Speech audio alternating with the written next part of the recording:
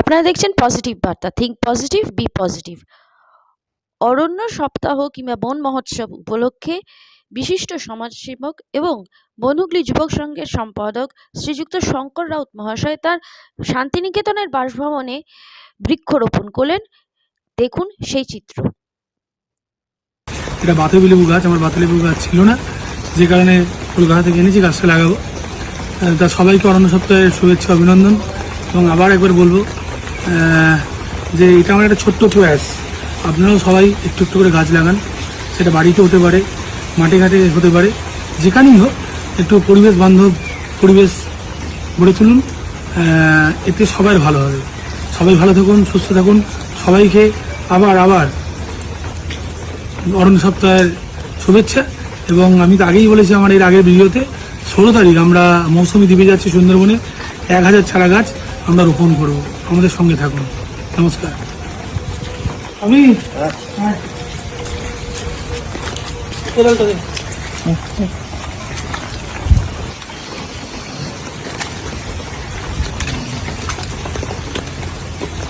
এটা ফলো তো বছর দিয়ে লাগবে তো, সারটা দিয়ে দিবি, কিন্তু শুকিয়ে গেলে মাটি গোড়ায় মাটি মাটি দিয়ে দিবি। জলটা করে এখন তো বর্ষায় জলের অভাব নেই।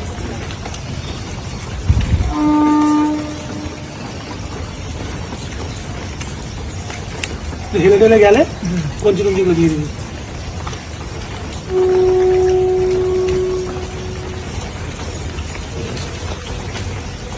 পাতা সব ধরেই গেছে।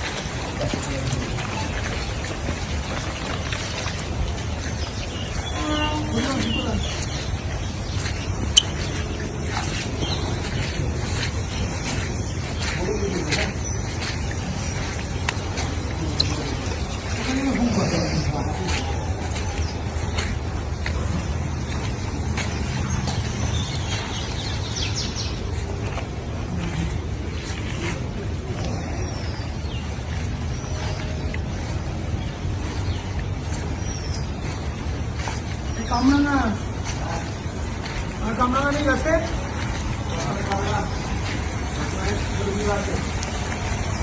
লেবু গাছে তো লেবুও ভালো হয়েছে দেখছি। ওগুলো কি লেবু? ওগুলো বন্ধ আছে, পাখি লেবু। আচ্ছা, লেবু হলে ভালো করে বাড়িতে নিয়ে যাবো। লেবু নিয়ে যাবি। এই চালটা ঘড়িদা, চালটা ভেঙে গেছে, ঠিক আছে? আর গাছ যাতে নষ্ট না হয়, এগুলো খুব ভালো গাছ, ফুলের গাছ, ঠিক আছে? গাছগুলোকে এখনই তুমি এটা চালটা করে দেবে। রোদ হলেই আমি করবো, চালটা একদম জাতা হয়ে যাবে, ঠিক আছে?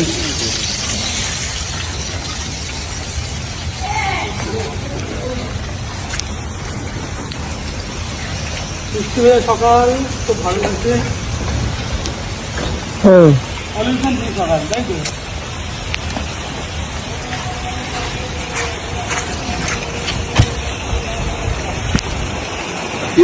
ভালো লাগছে। বাড়িতে বৃষ্টিতে বৃষ্টিতে ভিজে স্নান করতে হবে বাড়িতে, ঠিক আছে? নমস্কার, আমি শঙ্কর রাউত, বনহুগলি যুবক সংঘের সম্পাদক। আগামী 14ই জুলাই থেকে 20শে জুলাই আমাদের রাজ্য সরকার ঘোষণা করেছেন অরণ্য সপ্তাহ বা বন মহোৎসব। আমরা প্রতি বছরই বরানগরের বুকে এই অরণ্য সপ্তাহ উদযাপন করি এবং বরানগরের মানুষের হাতে চারা গাছ তুলে দিই। কিন্তু এবছর আমরা একটা অন্যরকম কর্মসূচি নিয়েছি, যেটা বরানগরের বাইরে সুন্দরবন এরিয়ায়, দক্ষিণ চব্বিশ পরগনায় মৌসুমী গ্রাম পঞ্চায়েতে আমরা 1000 চারা গাছ রোপণ করব। এবং যেগুলো ফুলের গাছ নয়, সব ফলের গাছ, এবং এমন কিছু গাছ লাগাবো যারা মাটি ক্ষয় রোধ করে। আমরা যে সমস্ত গাছগুলো লাগাচ্ছি, যেমন মেহগনি, দেবদারু, ঝাউ, নারকোল, কাঠমুন, আম, মিয়াজাকি আম, জামরুল, কালোজাম, পেয়ারা ও বিভিন্ন রকম ফলের গাছ। ফলের গাছ এই কারণে লাগাচ্ছি, এই যারা পশু পাখি যারা আছে, যারা ফল খেয়ে বেঁচে থাকে, যেমন কাঠবিড়ালি আছে, বিভিন্ন পাখি আছে। দেখুন, বরানগরের বুকে দেখবেন বা শহরাঞ্চলে দেখবেন ফলের গাছ আর নেই, তারা আগামী দিনে কিন্তু না খেয়ে মরবে। তাদের কথা চিন্তা করে এই ফলের গাছ লাগাচ্ছি। এবং সুন্দরবন এলাকায় যখন তখন ঝড় বৃষ্টি বন্যা হচ্ছে এবং এতে প্রচুর দেখছি জমি ভাঙন হচ্ছে। এই ভাঙন রোধ করার জন্যে কিছু বড় বড় ভালো গাছ, দেবদারু, মেহগনি, ঝাউ, নারকেল গাছ, এগুলো আমরা লাগাচ্ছি। তা আমরা ওখানে যে প্রচেষ্টাটা করেছি এর পাশে আপনাদেরকে আমরা চাই আপনারা আমাদের পাশে থাকুন। এবং মৌসুমী গ্রাম পঞ্চায়েতের প্রধান, পঞ্চায়েতের সদস্য থাকবেন এবং আমরা সুন্দরবন উন্নয়ন মন্ত্রী মাননীয় বঙ্কিমচন্দ্র হাজরাকে আমন্ত্রণ জানিয়েছি, আশা করি উনিও থাকবেন।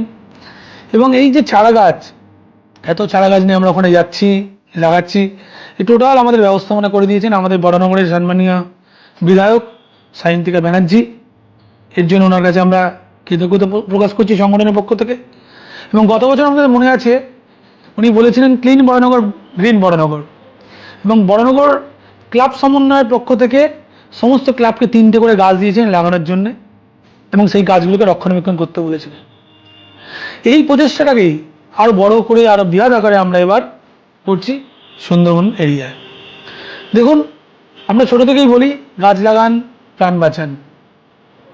যদি আগামী প্রজন্মকে সুস্থ একটা ভালো পৃথিবী উপহার দিতে হয়, যদি পরিবেশের ভারসাম্য রক্ষা করতে হয়, তাহলে গাছের কিছু বিকল্প নেই। আমরা যারা শহর অঞ্চলে থাকি, দিন দিন গরম বাড়ছে, আমরা কি করছি, ঘরে একটা করে এসি লাগিয়ে ওইটুকু জায়গায় ঠান্ডা করছি। কিন্তু আপনি একবার কি ভেবেছেন যে এই যে এত বড় পৃথিবী, যে আমরা সারাদিন যাতায়াত করছেন রাস্তাঘাটে, সেই জায়গাটাকে কে ঠান্ডা করবে? বাইরের পরিবেশটাকে কে ঠান্ডা করবে? জন্য গাছ লাগাতে হবে। কোথাও যদি কেউ একটা গাছ কেটে ফেলে, 10টা গাছ লাগাতে হবে। আসুন সবাই মিলে সুন্দর সবুজ পৃথিবী গড়ে তুলি, হাতে হাত দিয়ে, কাঁধে কাঁধ দিয়ে বনগুলি যুবক সংঘের সঙ্গে এই বৃক্ষরোপণ কর্মসূচিতে অংশগ্রহণ করুন এবং সবাইকে অরণ্য সপ্তাহের আগাম শুভেচ্ছা, অভিনন্দন। নমস্কার, সবাই ভালো থাকবেন।